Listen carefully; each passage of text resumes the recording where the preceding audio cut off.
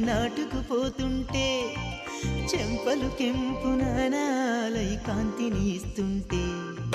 చూపులు తేనె దారాలై అల్లుకుపోతుంటే రూపము ఏడు